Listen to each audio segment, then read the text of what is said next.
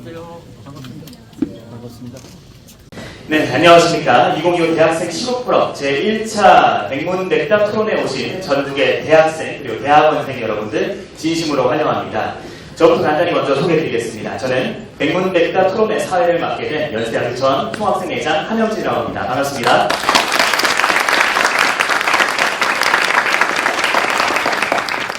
네, 먼저 처음 순서로 오늘 시작으로 계속 이어질 백문백답 토론을 주관한 단체를 좀 한번 소개해드리고 시작할까 합니다. 바로 한국대학 총학생회 공동포럼이라는 단체인데요. 우리 공동포럼 위기에 처한 대학 학생사회를 스스로 돌아보고 새로운 시대에 부합하는 학생사회로 혁신하기 위해서 대학 간의 협력을 토대로 연구와 토론을 지속해서 수행하고 있는 단체입니다. 현재 우리 고려대학교, 서강대학교, 또 연세대학교, 한국외국어대학교, 디지스트 대구 경북과학기술원, 디지스트 과학기술원, 광주과학기술원, 카이스트 한국과학기술원, 포스텍 포항공과대학, 그리고 유니스트 울산 과학기술원 학부 총학생회 등 9개교 총학생회가 운영위원교로 포함이 되어 있고요. 그리고 약 40여 개의 네트워크 협력대학 총학생회가 함께 대한민국의 청년 사회와 대학 사회를 함께 그리며 나아가고 있습니다. 소개해드리겠습니다. 우리 강연해 주실 2025 대학생 10프로 백문백답 토론의 첫 번째 연사이자 게스트이십니다. 한동훈 대표님을 큰 박수로 맞으시기 바랍니다. 안녕하세요. 반갑습니다.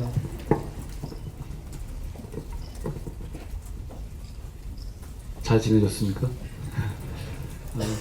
지난 12월 1일 대한민국이 굉장히 뜨거운 겨울을 겪었던 것 같아요.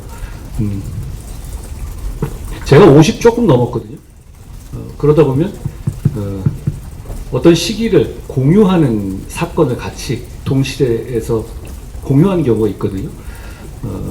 우리는 모두 계엄이라는 앞으로 어쩌면 100년 동안 있을지 없을지 모를 그런 큰 사건을 함께 겪은 이제 포스트라고 하죠. 그런 동지애를 가진 세대입니다. 그리고 그 동지애가 이 상황이 어떤 의미였고 우리가 어떤 역사를 겪었는지는 지금은 우리는 잘 모를 수 있습니다. 점점 평가되고 우리가 음미되게 될 것이라고 생각합니다.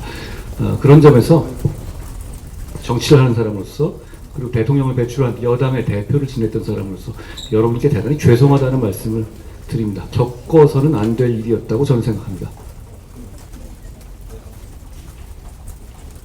무슨 말씀을 드릴까 생각하다가 저는 써오면 잘 안 되길래 차 안에서 좀 생각해 봤습니다. 여러분과 같은 그런 시기에 제가 어떤 생각을 했었는지 그리고 지금의 상황에 대해서 어떻게 생각하는지 짧게 말씀드릴게요. 10분 정도 하면 되나요? 제가 고등학교 때 그리스인 조르바라는 책을 정말 좋아했어요. 제가 약간 그 편집증 같은 게 있어서 뭐 편집증까지는 아니지만 뭔가 딱 꽂히면은 그 작가 책은 다 사고 뭐 그런 편이거든요. 예를 들어서 제가 이 컨버스 좋아하는데요. 이걸 깔별로 다 사고 이럽니다 저는. 그러니까 뭔가 딱 기분이 꽂히면 뭐 비슷한 것도 색깔별로 사고 똑같은 것도 사고 이렇게 되고 물론 그러다 금방 실증을 느끼는 그런 면이 있긴 하지만요.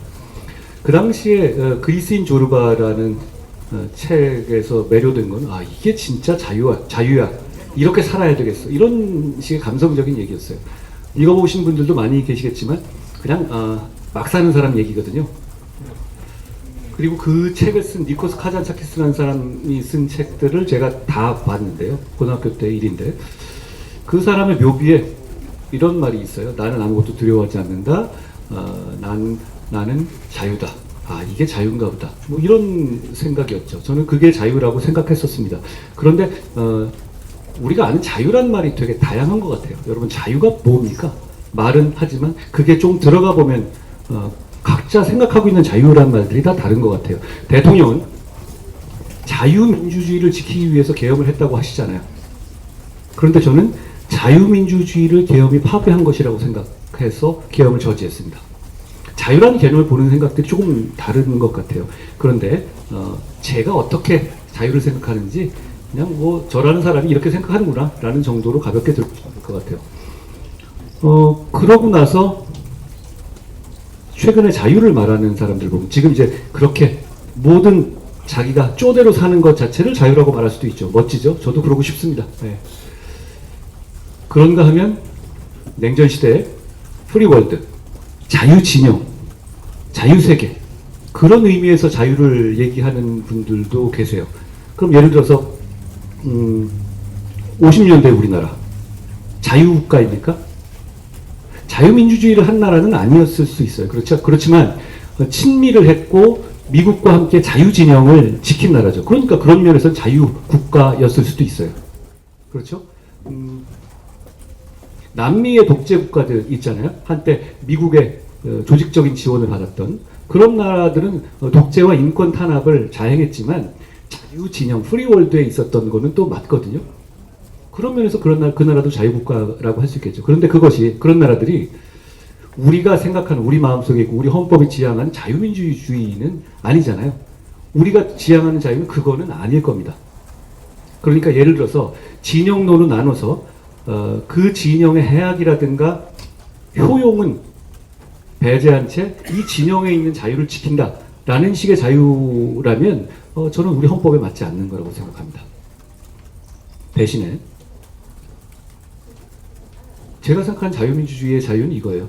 내 자유를 말하는 게 아니라 네 자유를 내가 지켜주겠다. 네 자유를 내가 함부로 침해할 때, 다른 사람이 침해할 때 내가 나서서 막아주겠다. 국가가 나서서 다른 사람의 자유를 침해할 때 꼭 법에 의해서만, 그것도 꼭 필요한 경우에, 최소한의 경우에만 하겠다는 약속, 저는 그게 자유민주주의 핵심이라고 봐요. 그렇기 때문에 저는 이번 계엄이 잘못됐다고 하는 겁니다. 자유민주주의, 우리가 지켜야 할 자유민주주의는 그런 거거든요. 제가 대학 때 이런 책을 읽은 적이 있어요. 프레드릭 바스티아라는 사람이 쓴 아주 오래된 책인데요. 뭐 19세기 책이니까요. 그런데 제목은 법이에요. 근데 법 얘기는 아니고 자유의 얘기였어요. 내용을 보면 오래된 얘기니까 지금 기준으로 보면 안 맞는 얘기도 있고 그래서 별로 그렇게 볼만한 얘기가 많지는 않아요. 근데 제가 거기서 이건 맞는 말인데? 라고 평생을 가지고 간 아이디어가 있거든요. 뭐냐면 자유도 하나의 가치잖아요. 자유라는 가치를 다른 가치들하고 있을 때 그냥 똑같이 원 오브 댐으로 보고, 원 오브 댐으로 보면 다른 가치들 있잖아요. 평등이니 뭐니 여러 가지 가치들과 있을 때 그러면 이걸 좀 지키기 위해서 이걸 좀 희생할 수도 있고 뭐 그렇게 되잖아요. 원 오브 댐으로 보면. 그렇게 됐었을 때 바스티아의 말은 뭔진 모르겠지만 다 설명할 수는 없지만 그렇게 할 경우에는 분명히 공동체 전체에 큰 문제가 생긴다라는 아이디어였어요. 저는 그 말에 동의합니다. 도대체 자유를 다른 사람의 자유를 억압하는 것을 특정한 목적을 위해서 쉽게 허용하고 열어줄 때 결과적으로 왜 어떻게 될 거라는 걸 모두 상세하게 설명할 수 없을지는 몰라도 공동체에 큰 해악이 생긴다는 믿음입니다. 저는 그 믿음을 갖고 있어요. 저는 그 믿음이 저는 보수 정치인입니다. 보수 정치, 진짜 보수 정치의 핵심이라고 생각해요. 그 믿음을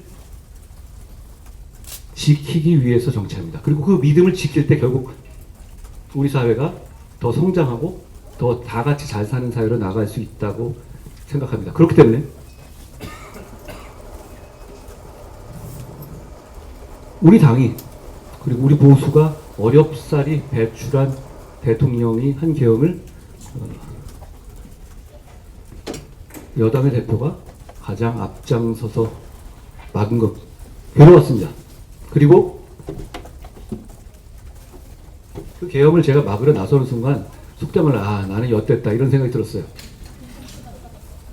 어떤 경로가 나올지 모르겠어요. 그렇지만 결과가 좋을 리가 없지 않습니까? 당장 이 막은 것에 대해서 저를 치하해 줄 수 있을지 몰라도 그만큼 백파이어가 있을 것이고 그리고 그게 진영에 따라서 각각의 이해관계로 공격할 거 아니에요? 그러니까 그 순간 저는 여기서 그 결정을 한 겁니다. 좀 묻어갈 수도 있었어요. 근데 계엄을 저지하는데 제가 앞장서지 않을 수도 있었죠. 근데 제가 왜 앞장섰냐면 제가 앞장서지 않으면 그날 계엄이 해제될 것 같지가 않았어요. 그날 계엄 해제가 안 됐습니다. 여러분 만약 그날 계엄이 해제되지 않았으면 거리로 나오셨을 겁니까? 안 나오셨을 겁니까? 굉장히 많은 사람이 거리로 나갔을 거예요.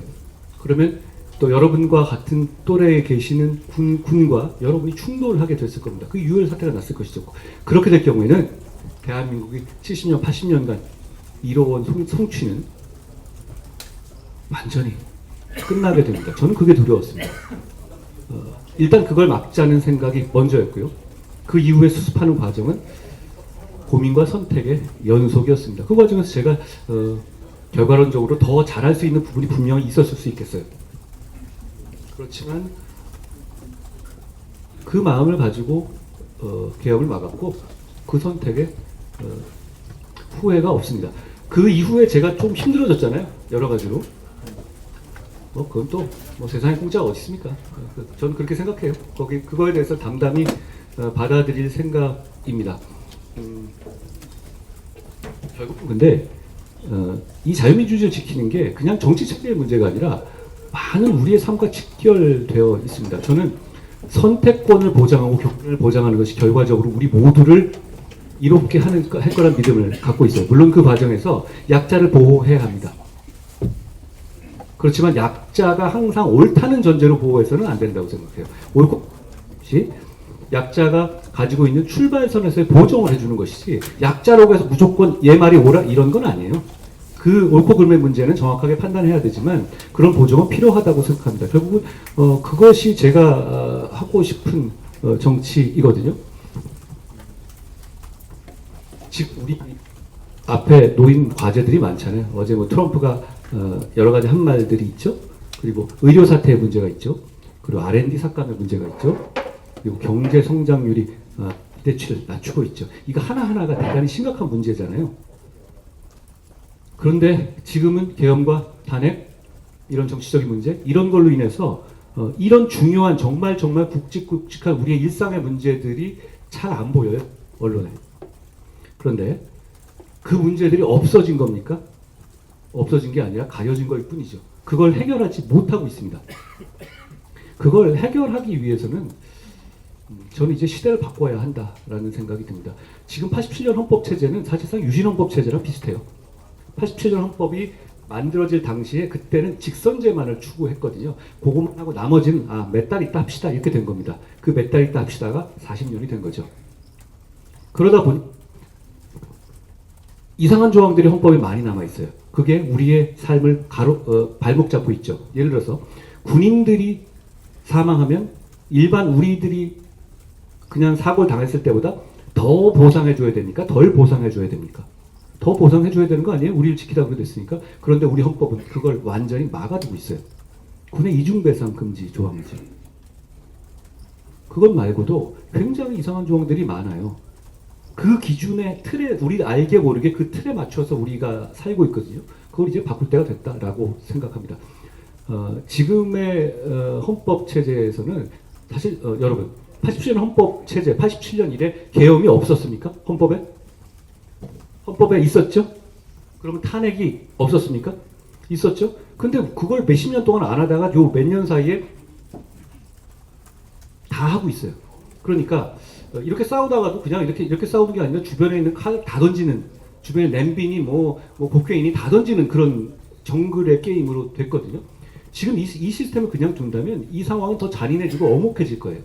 전 이걸 바꿔야 한다라고 생각하고 그걸 바꾸기 위해서 이번에 리더가 되는 사람은 본인의 임기 단축을 약속하고 거기에 맞춰서 선거를 하겠다는 희생이 약속이 필요하다라고 생각합니다. 저한테 시간이 좀 지났네요. 말씀드릴 기회가 많이 있을 테니 차차 말씀드리겠습니다만 저는 일단 이 말씀 먼저 드리고 싶었습니다. 제가 너무 미안합니다. 여러분들이 이렇게 시국을 이렇게 고민할 때 이거보다 더 좋은 주제로, 더 생산적인 주제로 고민하시고 더 발전하셨어야 한다고 생각합니다. 정치인들이 잘못한 것이고 그 점에 대해서 제가 깊숙이 사과드린다는 말씀을 드립니다. 진심입니다. 고맙습니다.